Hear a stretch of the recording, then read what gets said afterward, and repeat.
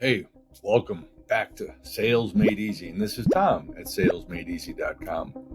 And today I want to talk about a little something that has hit me because I've had a lot of you email me and ask me the question. And the question is really, how do you start a conversation and get someone to notice you? I guess is really the question. And what I mean by that is how many times you got frustrated because someone said, "What do?"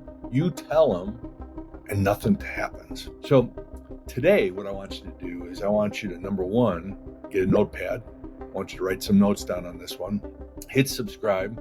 Hey, or email me at tom@salesmadeeasy.com and see if I can help you and maybe send me what you come up with. I'm more than happy to hear it. So here's the first point I wanted to make. When you start talking to people and they say, "What do?"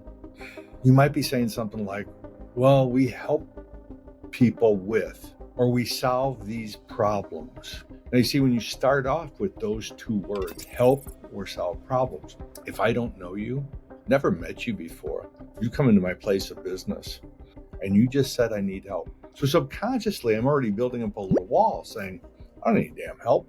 Or you might say something like, "We fix problems with," or "We help people with problems." Now you're insinuating I have problems. So that must mean I'm doing something wrong. So while you're doing all well and good is to try to show me what you do, subconsciously you're helping me build a wall to not listen to you. Because right off the bat, you're saying, "I have problems and I run this place," or "I need help," and you don't know me. So first thing, I want to get those out of your world. Stop saying those things. And what I want you to do is start saying, typically when I talk to someone like yourself. So number one, stop saying help and problem. Number two, it's typically when I talk to someone like yourself, they are concerned about one of three things. And here's what I want you to do. I want you to put in the three things you help people. So I'm creating a third-party story. I'm not saying you have a problem. But typically when I talk to other CEOs, they are concerned about one of three things. Not you, they are concerned about one of three things. Would you like to know what they are? Everybody likes to know what they are because everybody thinks they're the only ones with the problems they're dealing with. So when you're saying something like, they typically have a problem, would you like to know what they are? They're going to say yes. And then you use the three things you help people with. So you might be something like, typically they're concerned about one of three things. Would you like to know what they are? Yes. Well, they have a great vendor they do business with now. That's a stroke. You're not saying they have a problem. They have a good system they work now, or a vendor they work with now.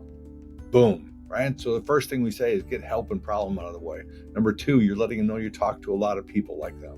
Number three, you're taking the three things that you're best at, that you want to brag about, and putting them into a third-party story.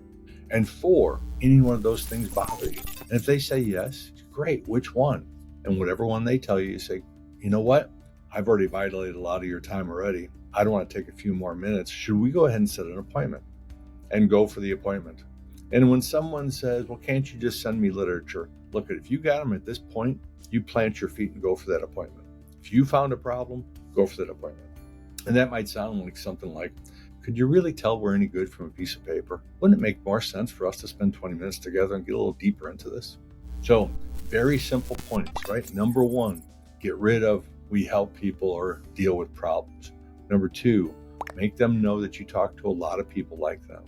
Number three, take the issues you help people with and turn them into a third-party story that you help other people with.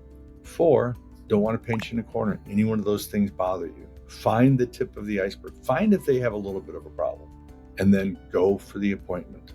So my final thoughts is, if you get past this, showing up and throwing up and doing that, and just letting people know through a third-party story what you do, more people are probably going to take heed in what you do. So remember, it's not about you. It's about them. They don't care about you, and they don't believe they have a problem. So stop telling them what you do and start trying to show them what other people are concerned about. Hope that helps. This is my episode on Tom at salesmadeeasy.com. We'll be in touch. And like I said, subscribe and email me if you want some advice on it. Tom at salesmadeeasy.com. See you next week.